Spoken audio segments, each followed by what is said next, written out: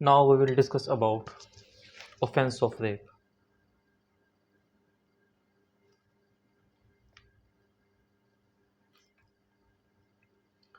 Offence of rape में हम ये कहेंगे, अगर कोई भी आदमी किसी औरत के साथ ज़्यादती करता है, ज़बरदस्ती करता है, इसमत ज़नी करता है, तो हम उसे रेप कहेंगे। बाहर के मुल्कों में यानी कि अगर कोई आदमी किसी औरत के साथ इंटरकोर्स, सेक्सुअल इंटरकोर्स करता है और उसके विल के मुताबिक करता है, यानी कि इजाज़त से करता है, तो वो यानी कि रेप नहीं कहलाएगा। अगर कोई आदमी उसकी यानी कि विल के अगेंस्ट करेगा तो उसे हम रेप कहेंगे। मगर पाकिस्तान के अंदर और शरीयत के अंदर रेप तो एक अलहदा बात होगी, मगर उसके अंदर फिर हमारे पास इस चीज़ को दो चीज़ों में तकसीम किया गया। एक हमारे पास आता है जना और दूसरा हमारे पास आता है जना बिल जब। अगर मैं रेप की बात करूँ तो हमारे पास हो गया जना बिल जबर, और एक और जो हमारा है पॉइंट वो है जना। जना से मुराद ये है कोई आदमी किसी औरत के साथ सेक्सुअल इंटरकोर्स करता है, बेशक उसकी विल से करता है, यानी कि औरत और मेल और फीमेल अगर दोनों राजी हैं, सेक्स करते हैं, तो वो जना कहलाएगा विदाउट मैरिज। ये चीज़ हमने कब इसको यानी कि नाफिज किया था? हदूद ऑर्डिनेंस आया था हमारे पास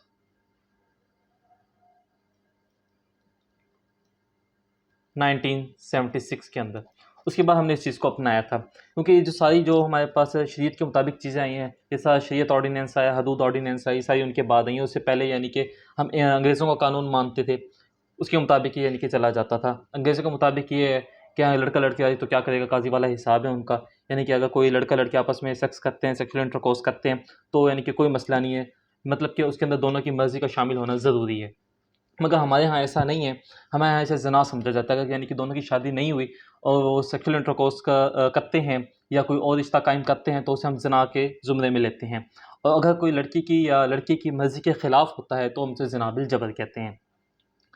इसके अंदर अगर मैं बात करूँ, हमारे पास ज़िना की और ज़िना बिल जबर की यानी कि मुख्तलिफ़ यानी कि सज़ाएँ हैं। ज़िना बिल जबर के अंदर सिर्फ़ एक पार्टी ज़िम्मेदार होती है। फॉर एग्ज़ाम्पल अगर बंदे ने औरत के साथ यानी कि उसके विल के ख़िलाफ़ सेक्स किया है, सेक्सुअल इंटरकोर्स है, तो जो इसमें सज़ा मिलेगी वो सिर्फ़ और सिर्फ़ मेल को मिलेगी। इसका सज़ा का मुर्तकिब कौन होगा? सिर्फ़ मेल होगा। मगर ज़िना बिल जबर के अंदर दोनों को सज़ा मिलेगी, औरत को भी और मर्द को भी।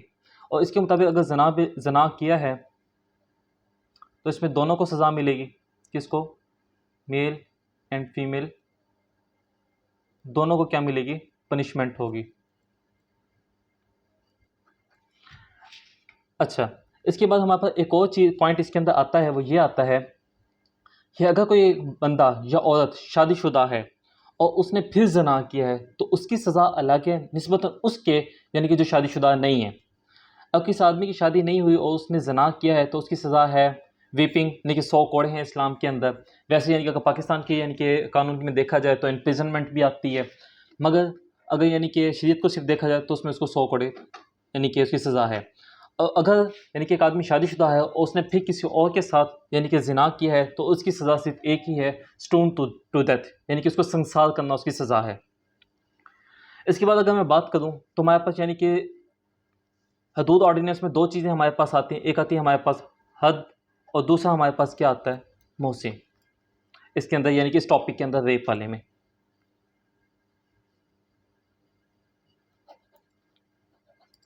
हद में हमारे पास क्या आता है? अल्लाह ताला के यानी कि बनाए गए एक कानून है, हमें उन पे इम्प्लीमेंट उसको यानी कि उन पे अमल करना है, कुरान और सुन्नत के मुताबिक हमें ज़िंदगी गुजारनी चाहिए, और जो उसके मुताबिक सज़ाएँ हैं उनको नाफिज़ करना है। फॉर एग्ज़ाम्पल कोई आदमी इनके ज़िना करता है तो उसकी सज़ा क्या है? या तो उसको 100 कोड़े पड़ेंगे या फिर उसके साथ स्टूनिंग होगी। ये क्या है? हमारे पास हद है, यानी कि कुरान और सुन्नत के मुताबिक एक हद मुकर्रर कर दी कि अल्लाह ताला ने, हमें उससे बाहर नहीं जाना। अगर उससे जाते हैं तो उसकी हमें सज़ा मिलेगी। मोहसिन क्या होता है इसके बाद? मोहसिन ये होता है जैसा कि कहा जाता है कि मियाँ बीवी एक दूसरे का लिबास हैं, एक दूसरे के मोहसिन हैं। यानी कि अगर कोई एक आदमी यानी कि मेल किसी और फीमेल के साथ सेक्स करता है या सेक्सुअल इंटरकोर्स करता है, तो मतलब कि वो भी यानी कि इंसेन है, बीवी भी इंसेन है, दोनों पागल नहीं हैं, मतलब नॉट इंसेन, दोनों पागल नहीं है, यानी कि नॉर्मल हैं। और वो यानी कि शादी के बाद करते हैं सेक्सुअल इंटरकोर्स का, इनके ज़वाजत कायम करते हैं, तो वो क्या है? एक दूसरे के मोहसिन हैं। इसके बाद हमारे पास ये आता है टाइप्स ऑफ सेक्स आते हैं हमारे पास, यानी कि सेक्सुअल इंटरकोर्स की सेक्सुअल इंडिविजुअल्स आती है।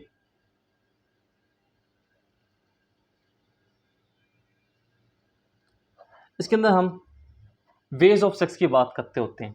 हमारे पास 3 टाइप्स यानी कि 3 वेज आते हैं। एक तो हमारे पास कौन सा आ जाता है, नेचुरल। दूसरा हमारे पास कौन सा आ गया, अननेचुरल। और तीसरा हमारे पास क्या आ जाएगा, पिवर्टेड वे। अच्छा जी, अगर मैं नेचुरल के वे की बात करूं तो इससे मुराद ये है कि इनके सेक्सुअल इंटरकोर्स थ्रू वेजाइना, यानी कि अगर विजाइना के साथ इंटरकोर्स किया जाता है, विजाइना के रास्ते से इंटरकोर्स किया जाता है तो हमारा नेचुरल आएगा। वो एक अलहदा बात है कि यानी कि शादी से पहले किया जाता है या शादी के बाद किया जाता है, वो एक सेकंड पॉइंट है। नेचुरल के अंदर यानी कि अगर मैं कह लूँ तो दो आ जाते हैं कि हमारे पास क्या आ गया, मैरिज, यानी कि ये हमारे पास क्या है, लॉफुल है, ठीक है, यानी कि राइट है। दूसरा हमारे पास क्या आ गया, जना। जना में क्या आता है, अनलॉफुल आ जाता है। या फिर ऐसे यानी कि किसी के साथ सेक्स करने जिसके साथ आपका खूनी ताल्लुक है, इंसेस्ट। फिर इसके बाद अगर हमारा अगला टॉपिक है अननेचुरल। अननेचुरल के अंदर हमारे पास आते हैं 3 टाइप्स आ जाती हैं इसके अंदर। सबसे पहले क्या आती है अननेचुरल में, कहते हैं तो पहले क्या आ जाता है, सोडोमी। सोडोमी से मुराद के एनल सेक्स, यानी कि एनल कैनाल के थ्रू सेक्स करना, उसको हम क्या कहते हैं, सोडोमी कहते हैं। दूसरा हमारे पास क्या आ जाता है, बिस्टियलिटी, जानवरों के साथ सेक्स करना, उसको हम क्या कहते होते हैं, बिस्टियलिटी, सेक्स विद एनिमल्स। तीसरा हमारे पास क्या आ जाता है, होमोसेक्स। या फिर अगर फीमेल्स में बात करूं तो वो लिस्बिनिज्म,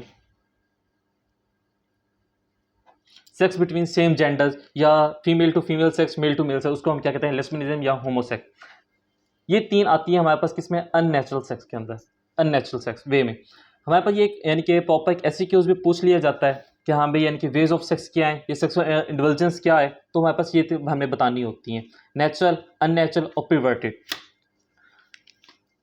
फिर जब हम नेचुरल की बात करें, नेचुरल के हमारे पास फिर 2 आ जाते हैं, मैरिज और जना। मैरिज तो हो गया हमारे पास यानी कानून के मुताबिक है, हमने यानी कि एक शरीयत के मुताबिक यानी कि हमने यानी कि रिश्ता कायम किया हुआ है, जबकि जना है वो एक गैर कानूनी अमल है। इसके बाद यानी कि अननेचुरल आता है। अननेचुरल के अंदर फिर हमारे पास आगे टाइप्स आते हैं, सोडोमी आती है, बिस्टियलिटी आती है, होमोसेक्सुअल या लिस्बिनिज्म आ जाता है, और फिर उसके बाद एक और आते हैं हमारे पास पिवर्टेड वे। इसको भी मैं अभी डिस्कस करता हूँ। सबसे पहले मैं आपको ये बता दूं कि ज्यूज़ है, मुस्लिम है या क्रिश्चियनिटी है या कोई भी मज़हब है या कोई भी कंट्री है, हर जगह नेचुरल सेक्स को इम्पोर्टेंस दी जाती है और इसको सही माना जाता है, और ये एक कामयाब शादी के लिए भी बहुत ज़रूरी है। इसके साथ यानी कि अगर कोई आदमी यानी कि सेक्सुअल इंटरकोर्स यानी कि प्रॉपर नहीं कर पाता, तो इसके मुताबिक अगर वो शादी है यानी कि नल है उसकी मैरिज, तो वो यानी कि जो शादी है उसको खारिज भी किया जा सकता है। हर जो चीज़ है वो बेस्ड किस पे करती होती है, लीगल वे पे, यानी कि मैरिज के थ्रू अगर आप इंसान यानी कि इज़्दवाजत कायम करता है तो वो ठीक है, हर कंट्री इस चीज़ को एक्सेप्ट करती होती है। मगर जो अननेचुरल वे के अंदर कुछ कंट्रीज हमारे पास आ जाती हैं, वो यानी कि इसको फॉलो करती होती है, मगर यानी कि बहुत ही रेयर चीज़ें हैं बेशक, मगर फिर भी इसको यानी कि अच्छा नहीं समझा जाता। ये स्टोमी है, मेल टू मेल भी हो सकती है, फीमेल टू फीमेल भी हो, मेल टू फीमेल भी हो सकती है। बिस्टियलिटी है, animal with male, animal with female, ये दोनों हो सकती होती हैं। ये सारा इस चीज़ को गलत माना जाता है हर कंट्री के अंदर, मगर फिर क्या करें, बहुत रेयर केसेस हैं ये। मगर इसके बाद एक और हमारे पास आता है यानी कि रेयर केस, जिसके हम क्या कहते हैं, पिवर्टेड वे। इसके अंदर ऐसा क्या होता है, इसको पिवर्टेड वे कहा जाता है, यानी कि कोई भी पार्टनर दूसरे पार्टनर को यानी कि अजियत देता है या उसके साथ यानी कि क्रुएल्टी करता है, जिस वजह से यानी कि उसको तकलीफ़ होती है और वो उसको इंजॉय करता है, मे बी उससे उसकी डेथ भी हो सकती है, तो उसको हम क्या कहते होते हैं, सेडिज्म या सैडोमैसोनिज्म। इसको हम क्या कहते हैं, सैडिज्म या मैचोइज्म, ये 2 हैं। सैडिज्म और मैचोइज्म, इन दो में डिफरेंस क्या है, सैडिज्म में ये होता है कि इनके जो दोनों पार्टनर्स हैं वो एंजॉय कर रहे होते हैं, क्रुएल्टी को एंजॉय कर रहे होते हैं, वो दोनों एक दूसरे को नुकसान पहुंचा रहे होते हैं, वो उसको फील कर रहे होते हैं। मगर जो मैचोइज्म है उसमें ये होता है कि एक आदमी फीमेल के ऊपर यानी कि सेकंड पार्टनर के ऊपर जुल्म कर रहा होता है, वो तकलीफ़ को महसूस भी करता है, मगर ये पहले वाला उसको एंजॉय कर रहा होता है, और इसके अंदर मे बी डेथ भी हो सकती है। बेशक ये बहुत रेयर है, मगर इसके केसेस फिर भी आए हुए हैं। इसके बाद अगर मैं बात करूँ पिवर्टेड वे के अंदर, होमोसेक्सुअलिटी भी इसी में ही आ जाता है। फिर भी होमोसेक्सुअलिटी के अंदर क्या आ जाता है, sex between the same genders, male to male से या फीमेल टू फीमेल से, मगर हम एक प्रॉपर टाइम यूज़ कर देते होते हैं फीमेल्स के लिए, उसको हम क्या कहते होते हैं, lesbianism. Sex with female to female, उसको हम क्या कहते हैं, लेस्बियनिज्म। फिर इसके बाद हमारे पास एक और टर्म आती है, इसी के अंदर आती है, ट्रांससेक्सुअलिज्म। इसके अंदर ये होता है desire to adopt the opposite sex, यानी कि जो फीमेल होती है वो मेल बनने की कोशिश करती है, जो मेल होता है वो फीमेल की तरह बनने की कोशिश करता होता है, यानी कि वैसी डिज़ायर रखता होता है अपोजिट सेक्स वाली। ट्रांस ट्रांसवेटिज्म में क्या होता है, यानी कि जो पार्टनर्स होते हैं वो एक दूसरे के कपड़े पहन लेते हैं। जिस तरह कि मेल है वो फीमेल की तरह के, यानी कि उसके अंडरगारमेंट्स यूज़ करता है, जब फीमेल है तो मेल के अंडरगारमेंट्स यूज़ करना, या वैसे यानी कि डिज़ायर करना कि वो वैसे मेल जैसे, फीमेल मेल जैसे कपड़े पहने और मेल फीमेल जैसे कपड़े पहने। तो इसे क्या कहते हैं हम, ट्रांसवर्टिज्म। उसके बाद हमारे पीडोफीलिया। पीडोफीलिया से मुराद ये है कि बच्चों के साथ ज्यादती करना, बच्चों के साथ सेक्स करना, उसको पीडोफीलिया कहा जाता है। इसमें आगे भी बिस्टियलिटी है, नेक्रोफीलिया है। नेक्रोफीलिया से मुराद ये होता है यानी कि डेड बॉडीज़ के साथ सेक्स करना, उसको नेक्रोफीलिया कहते होते हैं। इसके बाद हमारा जो नेक्स्ट टॉपिक है वो यहाँ पे आता है, मैरिज लॉज।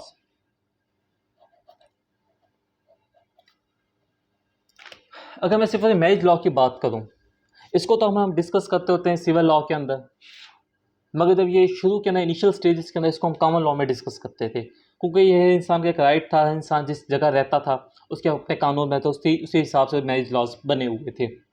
कॉमन लॉ में इसको डिस्कस किया जाता था। कस्टम रिवायात के मुताबिक हर इंसान चलता आ रहा था, उन्हीं पर अमल करता आ रहा था, तो वैसे ही चलता रहा। अब यानी कि इसके अंदर तब्दीली आई है, इसको सिविल में भी हम इसको डिस्कस करते हैं। मैरिज लॉ में होता क्या है कि एक मेल की किसी फीमेल से शादी हो तो एक यानी कि मुनासिब उसकी उम्र होनी चाहिए, और यानी कि सेम उसके अंदर यानी कि एक अच्छी यानी कि शादी के लिए गुड मैरिज उसके लिए होनी चाहिए, यानी कि जो मेल हो वो पोटेंस हो, फीमेल के अंदर भी डिज़ायर होनी चाहिए। फिर इसके बाद जो हमारे पास आता होता है एक्ट्स कुछ आए हैं इसके बाद, चाइल्ड मैरिज रेजिस्टेंट एक्ट,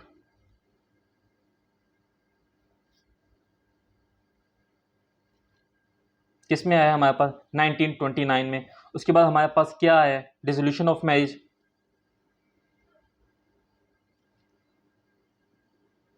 ये इसकी 10 साल बाद आ गया, ये 1929 में, ये 1939 में आया। फिर इसके बाद हमारे पास एक और आया था, मुस्लिम फैमिली लॉ, ये किस में आया था, 1961 में आया। ये तीन हमारे पास हैं। चाइल्ड मैरिज रेजिस्टेंट एक्ट, इसमें ये था कुछ लोग यानी कि पुरानी रवायात पे चलते आए थे, बच्चों की यानी कि छोटी उम्र में शादियां कर देते थे, बेशक चाहे वो बालिग हुए नहीं हुए, या फिर कुछ ऐसे रिश्ते हो जाते थे यानी कि बहन भाइयों में होता था कि हाँ भाई यानी कि भाई ने बहन की बेटी ले ली और यानी कि पैदा होते ही मांग ली कि हाँ भाई ये हमारी इसकी यानी शादी जो होगी वो मेरे बेटे से होगी।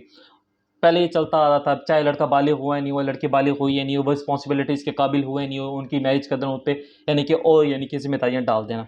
तो इसके बाद एक्ट बनाया गया 1929 में, और इसको ये मुताबिक ये था कि इनके पाकिस्तान के अंदर 18 साल कम से कम लड़के की उम्र और 16 साल लड़की की एज होनी चाहिए तो उनकी मैरिज होगी। अगर ऐसा नहीं होता तो यानी कि जो उसके गार्डियंस हैं, जो भी हैं उसके गार्डियंस, चाहे पेरेंट्स हैं या पेरेंट्स नहीं हैं तो जो भी उसके गार्डियंस होंगे वो इसके रिस्पॉन्सिबल होंगे, उनको सज़ा मिलेगी। इसके बाद फिर दूसरा था हमारे पास डेसोल्यूशन ऑफ मैरिज। इसमें यह था डेसोल्यूशन ऑफ मैरिज के अंदर कि अगर मियाँ बीवी का जो रिश्ता है वो सही नहीं रहता किसी भी बिना के ऊपर, तो यानी कि उस मैरिज को ख़त्म कर दिया जाए, डिज़ोल्व कर दिया जाए। इसमें यह होता था अगर यानी कि मेल इम्पोर्टेंस है, वो बीवी के साथ प्रॉपर उसकी डिज़ायर्स को कंप्लीट नहीं कर पाता, तो बीवी थी अदालत से रजू करेगी और अदालत इसमें फैसला दे देगा जिसके अंदर डिसोल्यूशन ऑफ मैरिज हो जाएगी, यानी कि मैरिज को ख़त्म कर दिया जाएगा, डिज़ोल्व कर तलाक हो जाएगी या खुला हो जाएगा। इसकी कुछ रीज़न्स होते हैं डिसोल्यूशन ऑफ मैरिज में। पहला क्या है, कुछ रीज़न पॉइंट्स हैं जिसके अंदर क्या है, या तो हस्बैंड को क्या होना चाहिए, हस्बैंड को क्या होना चाहिए, इम्पोर्टेंस हो तब भी डेसोल्यूशन ऑफ मैरिज होती है, या अगर उसको कोई इम्प्रिजनमेंट हुई है, कोई सज़ा मिली है और 7 साल से ज़्यादा है, 7 years अबव, यानी कि अगर 7 साल से उसको 7 साल या उससे ज़्यादा अगर उसको सज़ा मिली है तो भी क्या हो जाएगा, डिज़ोल्व हो जाएगी मैरिज। इसके बाद क्या आ जाता है, या बीवी शौहर किसी ऐसी बीमारी में मुब्तला हो जाता है जिससे यानी कि कोई भी यानी कि वापस नहीं आ सकता, या फिर कोई भी फंगल अटैक या कोई वायरल डिजीज़ उसे हो जाती है तो भी मैरिज डिज़ोल्व हो जाएगी।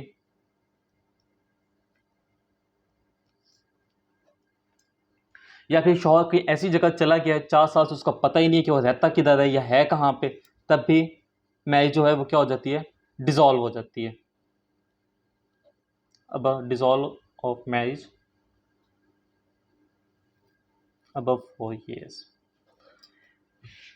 तो इस तहत के यानी कि इन पॉइंट्स के तहत यानी कि शादी को ख़त्म किया जा सकता होता है। बाकी और भी उसके कई पॉइंट्स हैं, जैसे कि अगर शौहर बीवी पर जुल्म करता हो या उसको प्रॉपर उसके राइट्स ना देता हो, उसकी इंसल्ट करता हो, उसके वो फिजिकली टॉर्चर करता हो या उसको मेंटली टॉर्चर करता हो, या उसको रिलीजियसली उसको टॉर्चर करता हो, उसकी बात ना मानता हो, या उसको यानी कि दूसरी बीवियों से या दूसरों की बीवियों के सामने उसको जलील करता हो, उसको रिस्पेक्ट ना करता हो, तो भी सारा क्या होता है, डिसोल्यूशन ऑफ मैरिज हो। तीसरा हमारे पास जो पॉइंट है वो क्या है, मुस्लिम फैमिली लॉ 1961।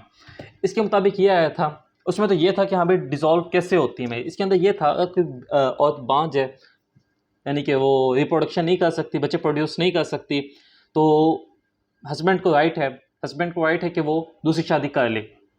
या फिर कोई ऐसी डिजीज़ है फीमेल को कि यानी कि अगर यानी कि वो बच्चे पैदा करती है तो उसकी जान को ख़तरा है, या फिर उसको मेंटल हेल्थ ठीक नहीं है, या जो उसकी बीवी है वो इंसेन है, मतलब पागल है, तो भी यानी कि शौहर दूसरी शादी कर सकता है। इसके मुताबिक ये था।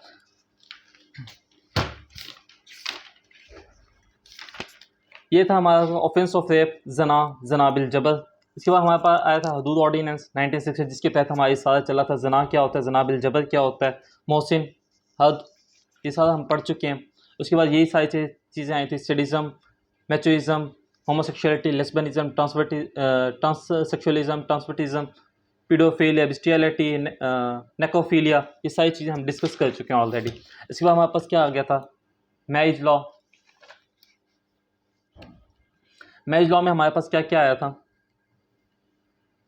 वही आ गया था, child marriage resistant, resolution of Muslim marriage act और मुस्लिम फैमिली लॉ ऑर्डिनेंस, ये सारा था। फिर इसके अलावा किन किन शराइत के ऊपर, किन किन बेसिस के ऊपर फीमेल यानी कि मैरिज को डिज़ोल्व करवा सकती है या यानी कि शादी को ख़त्म किया जा सकता है, ये उसके पॉइंट्स हैं।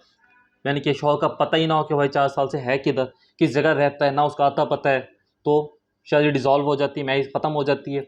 या फिर failure to maintain for 2 year, अगर वो बीवी को ना नफ़का नहीं देता 2 साल से मिनिमम, उसको मेंटेन नहीं कर पा, तब भी शादी ख़त्म हो जाती है। 7 साल तक अगर शौहर को इम्प्रिजनमेंट हो गई है या उससे ज़्यादा की हो गया, तब भी यानी कि शादी को डिज़ोल्व कर दिया जाता है। या फिर कोई ऑब्लिगेशंस आ जाते होते हैं, अगर यानी कि हस्बैंड है इम्पोर्टेंस से शुरू से ही, शादी के पहले दिन से ही, तब भी यानी कि उसको डिज़ोल्व कर दिया जाएगा। फिर वही वायरल डिजीज़ वगैरह उनके तहत भी इसको यही चीज़ें होंगी। ठीक है, ये हमारा चैप्टर कंप्लीट हो गया है, unit 4 medical aspects of law.